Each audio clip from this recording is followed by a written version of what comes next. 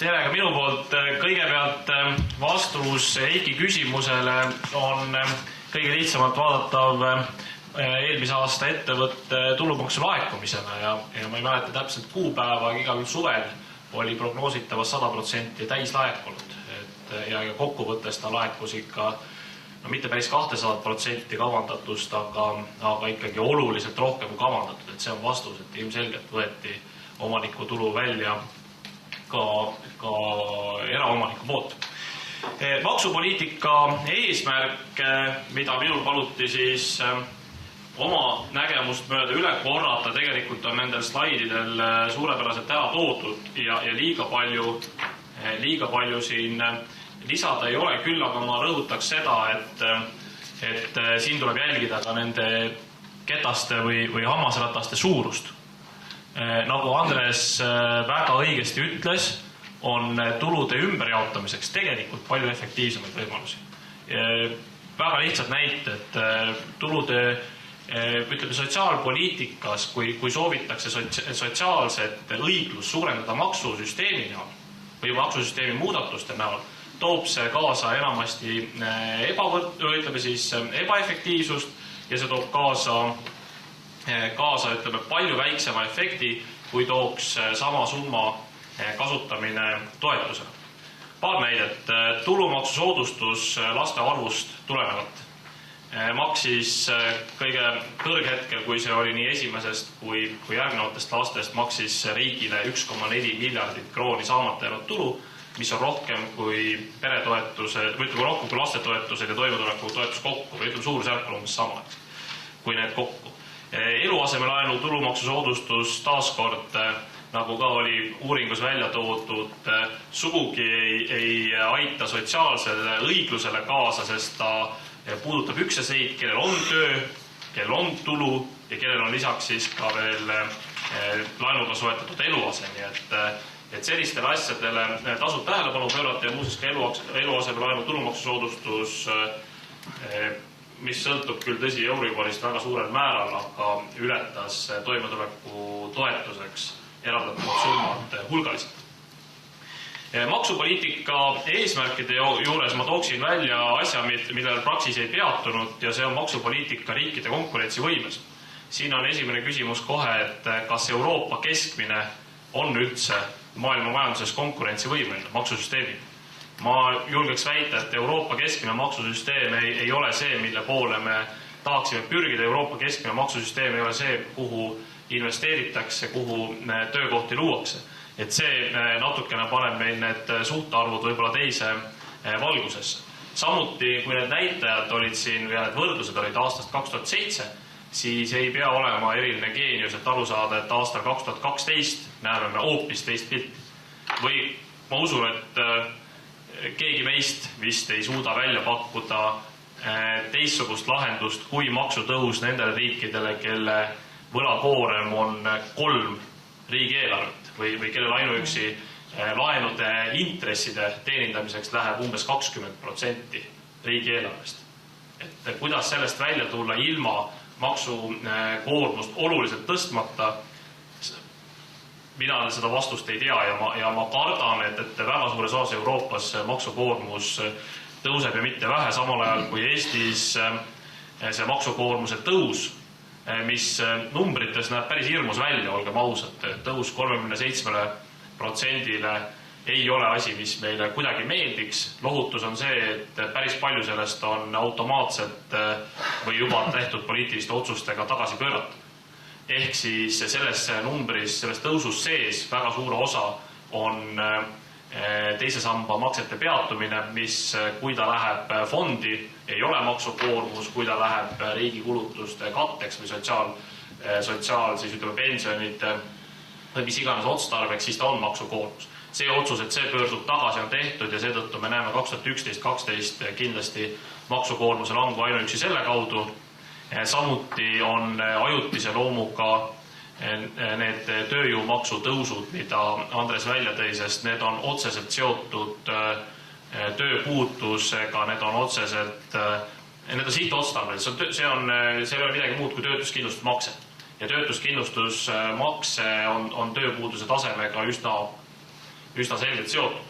Samas tarbimise maksustamise, ütleme, see maksukoormuse suunamine tulude maksustamiselt tarbimise maksustamisele, täpselt nii nagu igal pool ametlikest dokumentidest kirjas ongi olnud valitsuse eesmärk, on olnud Reformierakonna eesmärk, selles ei ole mingit saladust, see on mitmel põhjusel nii, et selles on... Ma pean vabandama, et aeg läbi saama. Hea küll, ma tooks paar nüanssi veel välja.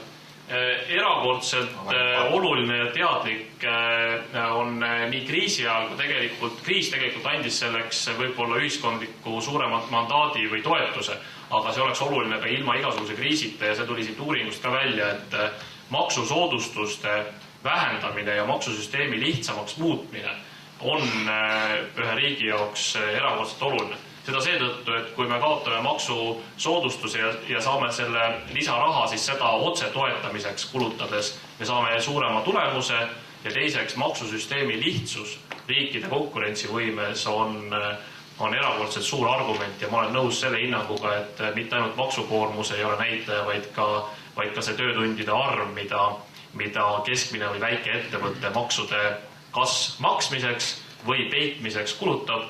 Ka see on näitaja, mida näiteks Maailmapanga Doing Business reportis täiesti võrdsena maksukoormusega arvestatakse. Aitäh! Suur tänu! Et kuna küsimusi hetkel ei ole mõeldud, siis ma annaksin järgmisel sõna Eikile.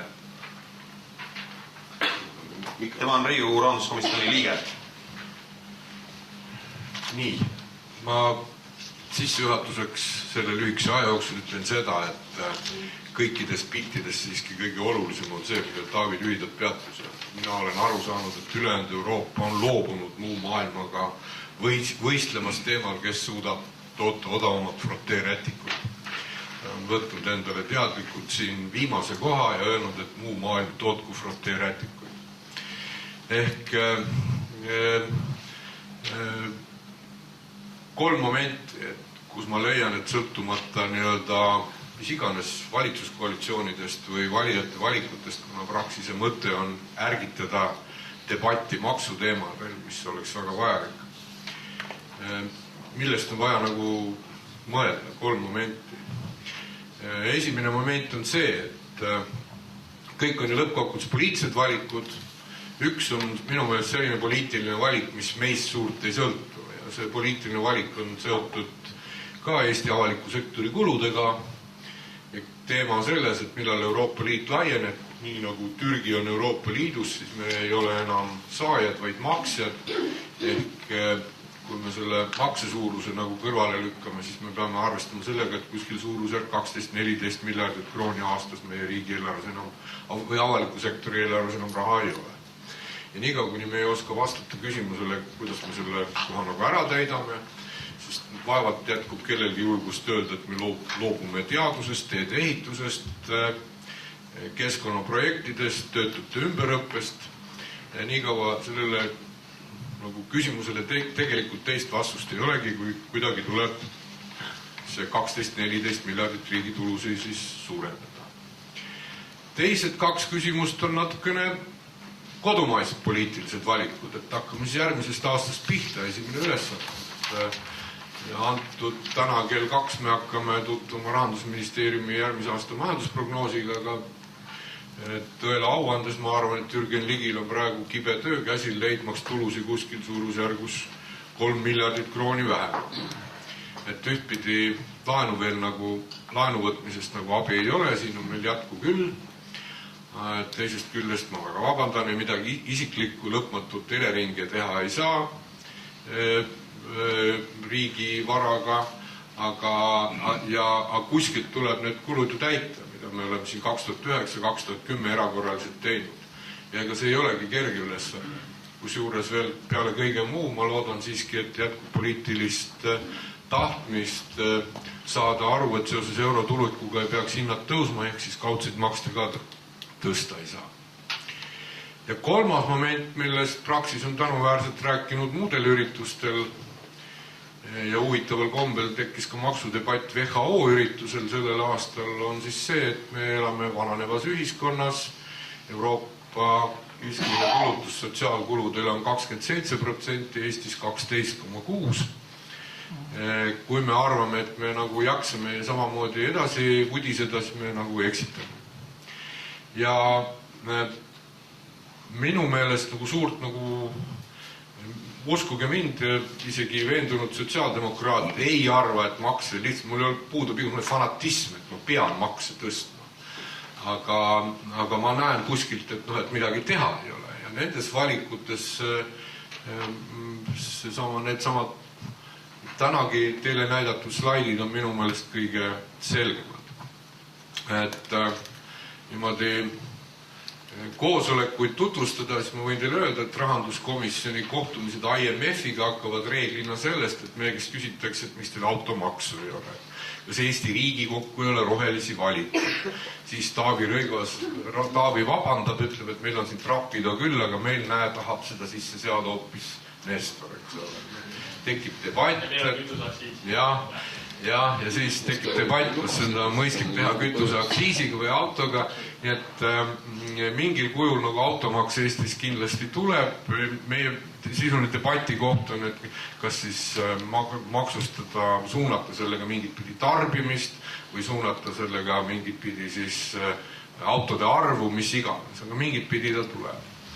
Ja kuna ma saan, et ka minu aeg otsa saab kohe siis lõpetuseks, et soovin Praxisele edu. Ma küll olen võib-olla liiga kauaks poliitikasse jäänud ja seetõttu usun, et ma arvan, et ei Praxisel ega ka näiteks siis sellel Ühtse Eesti kongressi kokkukutsujatel ei õnnestu poliitikuid välja tuua sellest, et nad lubavad korraga tõsta toetusi ja lasta maksukoormust alla. Et seda nad teevad niikuinii, et Praxisele niisugune väike palve, et te võiks kõigi valimislubaduste defitsiidi välja arvutada. Et see ei olegi väga keeruline ja siis sellega avalikult välja öelda. Kes publika läheb teised üle? Ei tea, aga et seda võiks ju teha. Mis ma tahaks lõpetuseks öelda, et selle juures, et siiski plussid, miinused kokkuvõtvalt on ju nagu see töö, mida poliitikud peavad tegema ja kahjuks me täna Riigikogus ka täna näeme, et näiteks kinnisvara maksust rääkides, mille maksul on ju ka selge eesmärk, et kinnisvara oleks käibes, selle vastu töötab ilus poliitiline loosung. Oma kodu maksustada ei tohi. Oma kodu muuseas ei tohi ka müüa, kes siis müüb oma kodu. Ja oma kodu on ka väga inetu välja rentida. Kes siis oma kodu välja rentib? Nii et ma jätkuvalt olen sellel seisukohal, et kui oma kodu nagu maksuvabaks, siis kui ta nagu müüki või rentimiseks läheb, siis tuleb võtta kõik need vahepealsed maksmata aastad tuludena arvesse. Aitäh! Kas keegi soovib veel sõna võtta nendel teemadel? Jah, härra Olev Raju, et järsku akadeemikute seisukoht. No nii, erinevalt Eikist mina oskasin õigel ajal poliitikast jalga lasta. Nii et ei tule poliitiku seisukoht, tuleb teadlase seisukoht. 2 sõna või 3 sõna ettekande kohta Andrusele, 2 soovitust siin edasiminekuks. Punkt 1. Eesti eelarvetulud ja Eesti maksusüsteemi on väga raske teistega võrrelda, kuna meil on see armas sotsiaalmaks 30% ja rohkem eelarvetuludest. Võtta see maha. Kuskil, kui maha võrreldavaks teha, jääks järgi, teistes riikides on ta ka, näiteks riik maksab politseinike eest ja nii edasi. Ta on väga erinev, aga kuskilt läbi 8% eelarvetuludest. Mis jääb meie maksukoormusest siis järgi ja mis on struktuurid? Siis on ta rangelt võrreldav. Väga huvitavad seosed tulevad. Teiseks, mina olen vist siin toas ainuke hull, kes on täht-tähelt läbi lugenud Eesti ja Euroliidu liitumislepingu 6800 lehekülge, pluss viiteid. Seal on umbes nii, et Eesti kohustub täitma neid ja neid asju, mis olid Suurbritannia liitumislepingus. Ja kui need ka juurde loed, saab umbes 30 000 lehekülge. Ma ei tea, see läks 3 kuud ja kuidas ta mu mõistusele mõjus. Aga mõned väga huvitavad asjad. Euroliidu, kõigepealt see tubakaaktsiisi käitumine niisugune kummaline. Eesti oli nii tark, et Eesti ei küsinud üleminekuperioodi tubakaaktsiisi tõstmiseks. Läti küsis. Stop. Eesti sai, aga mitte Eesti küsimisele, vaid Euroliit sundis selle üleminekuperioodi meile peale. Sest muidu oleks tekkinud niisugune asi, et tubakapaki hind Eesti ja Läti vahel oleks 2004 erinenud 12-14 krooni. Euroliidu piiri Eesti ja Läti vahel, pole olemas. Mis oleks juhtunud? Euroliit sundis meile peale. Ja see tõus on väga pulasulad, sest me oleme isegi natukene seda üleminekut ületanud ja maksimaalselt sealt välja pingutanud. Aga kui seda poleks olnud, võib-olla oleks natuke pilt teine. Teiseks, liitumislepingu ühes lisas, õigemini 2 lisa võrdlusel, tuleb välja üks väga, mitte põhitekst, ja 2 lisa võrdlusel tuleb üks väga huvitav asi välja. Me oleme kohustatud kiiresti rakendama kinnisvaramaksu. Nii, me oleme iga aasta saatnud kirja, et meil ei ole kinnisvararegister korras ja nii edasi ja ma ei ole teinud tänase. Aga me sellest lõpuni ei pääse. Nii et see väiksed protsendid ilmselt selle lepingu täitmiseks lähevad ära. Nüüd, mis on Eesti maksusüsteemi puudus? Kriis tõi ühe välja. Maksusüsteemil on üks printsiip, mida me ei tea rääkida, selle poilisuse kujuvus. Maksusüsteem peab üle elama ka rasked olukorrad. Tarbimismaksude suur osakaalu viga on just selles. Headel aastatel annab juurde, halbadel aastatel kukutab. Mujal maailmas headel aastatel tõstetakse makse, kriisi ajal vähendatakse. Meie tõstsime kriisi ajal. Sund käib. Maksusüsteemi põhiviga. Nii, nüüd meeldib või ei meeldi. Me peame täitma Euroliidu väga paljusid sotsiaal- ja muid nõudeid. Ja see tähendab seda, kuna eurotoetused kukuvad ära, Etil on õigus siin, meil on praegu väga palju lootust. Praegu väga suur osa sellele, et me kasutame toetusi, samuti eelmine aasta sai siin kõvasti müüdud ja nii edasi. Need on ühekordsed 9-8 aastaks, mitte pikal perioodil. Nii et tulevikus on küsimus võib-olla isegi mõni 15 miljardi täiendava miljardi vajadusest, kui tahame säilitada sama riigi kulude taset. Ma ei kujuta ette, kus see võetakse. Jumal tänatud, mina ei ole järgmine rahandusminister. Nii et ei tahaks tema nahas olla. Nüüd järgmised asjad. Vastaksin 2 siin kerkinud küsimusele. Mis puutub FIE-de maksustamisse, siis mul tuleb üks magister, kes selle asjaga on kõvasti tegelenud, töö läheb kaitsmisele tõenäoliselt see aasta veel. Ja tema näitab ära 2 asja. FIE-d on ju väga kirju seltskond. Tõlgist, kes teeb võib-olla ühe tõlketöö kuni ettevõtjani, kellel on seal 3-40 töötajat. Väikesid FIE-sid meie maksusüsteem peksab.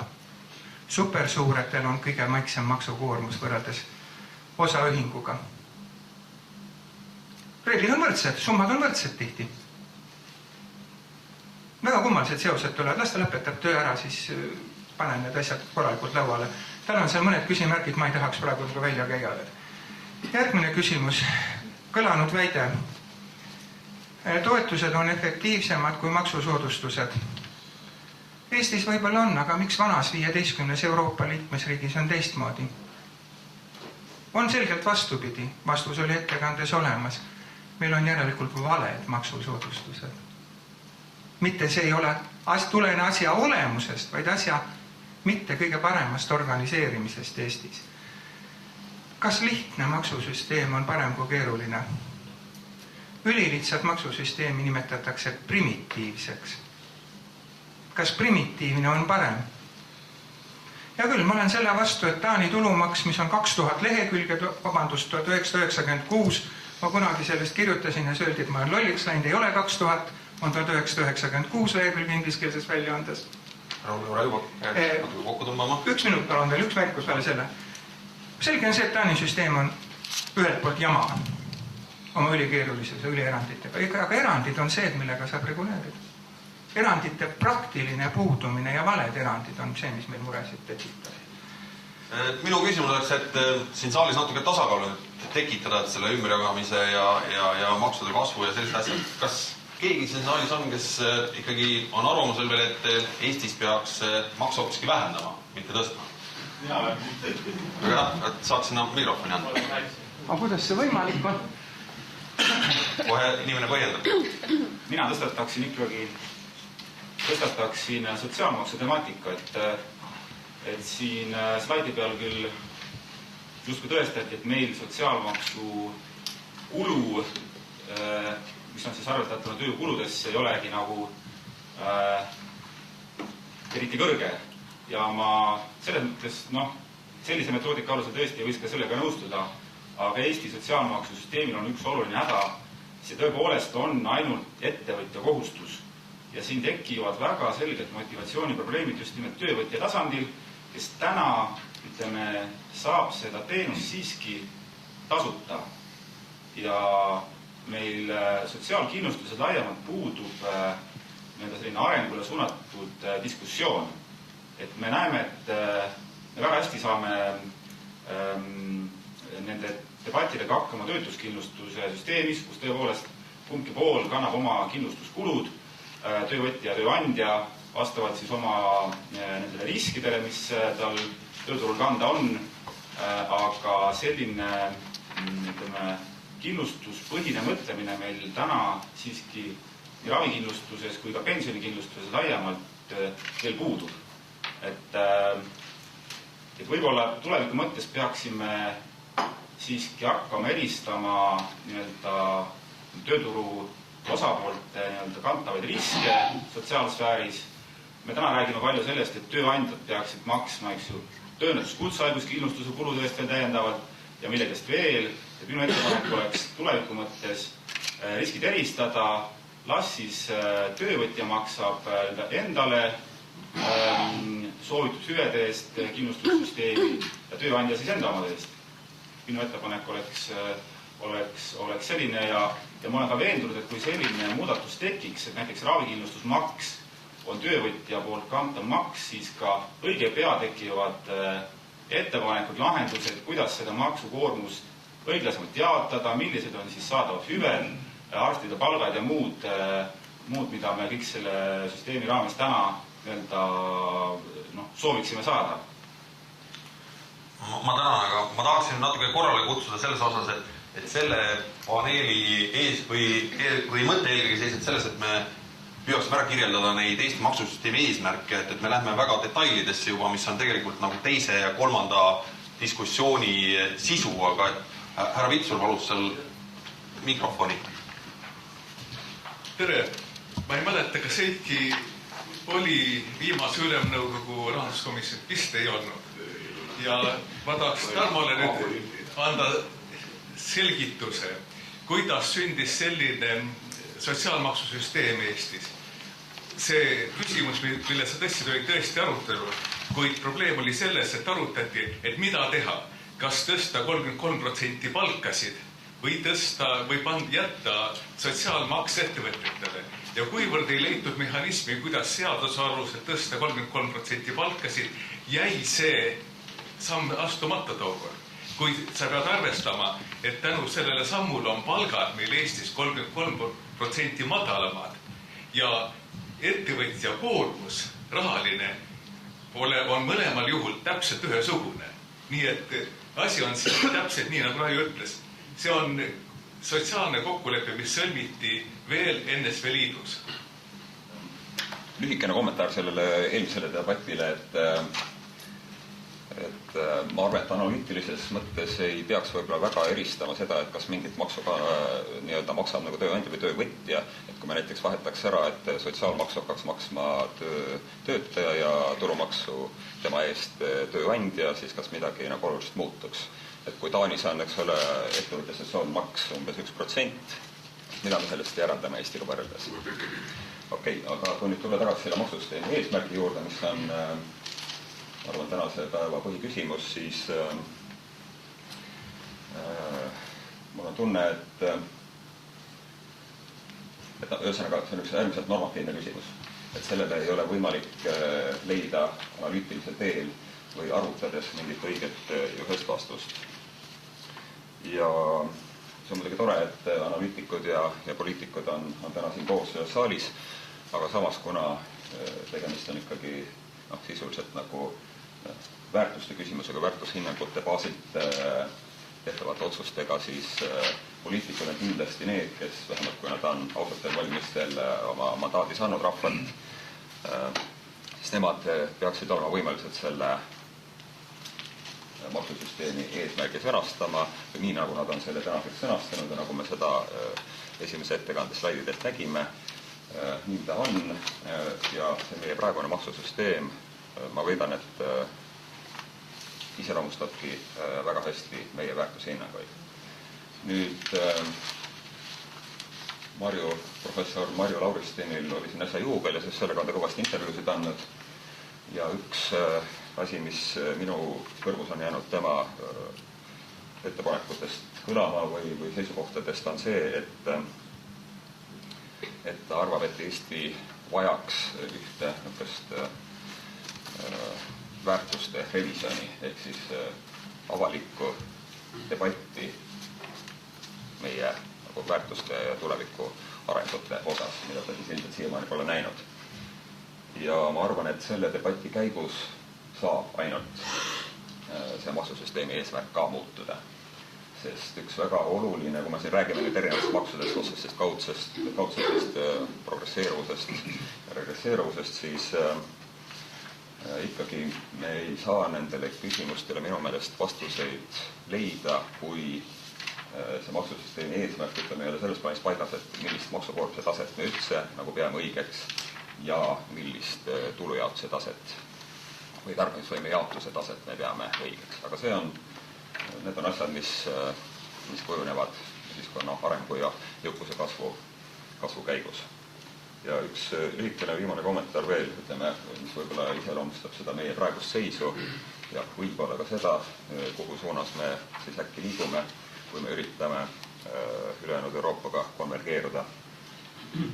Eile õhtul vaatasin veel üle, et millised on Rahandusministeeriumi strateegilised eesmärgid ja millised on UK Treasury ehk siis Suurbritannia rahandus- ja majandusministeeriumi strateegilised eesmärgid.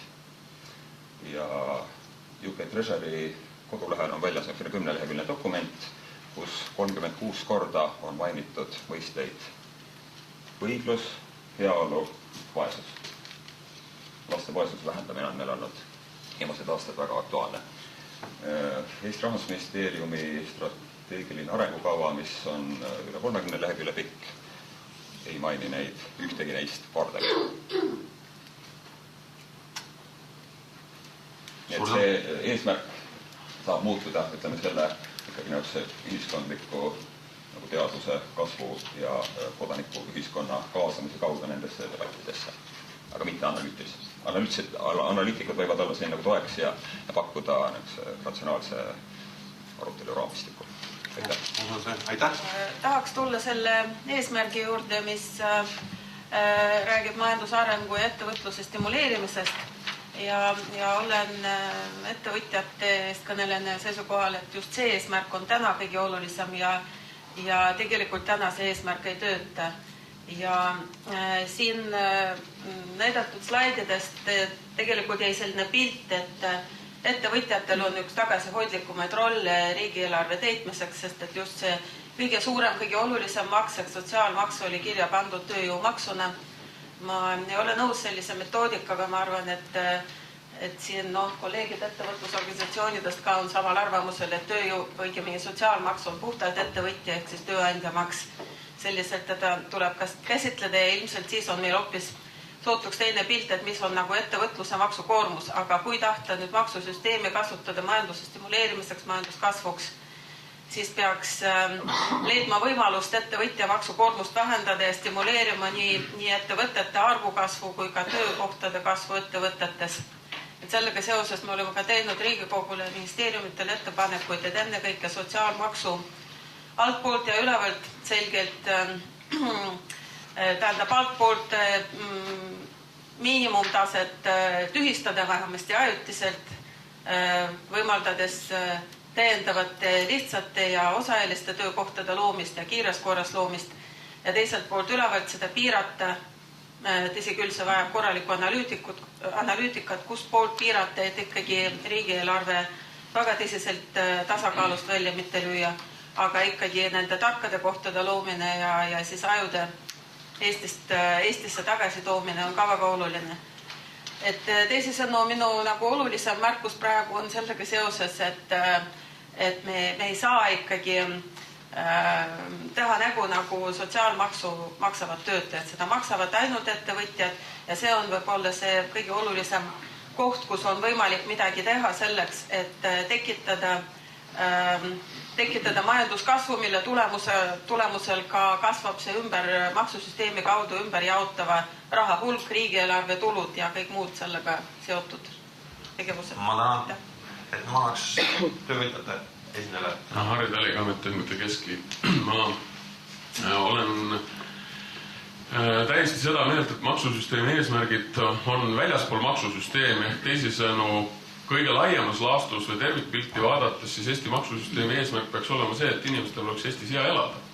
Ja et me kõik saaksime sellelt riigilt seda, mida me tahame, aga tõesti siin ongi seesama moment, et me peame ümber mõtlema ja paika panema need väärtused ja ootused, et mida me tahame ja mida me oleme valmis selle eest maksma. Ehk teisisõnu, kui ma räägin kolleegidega Põhjamaades, siis nad ütlevad, jah, me maksame palju, aga me saame ka palju vastu.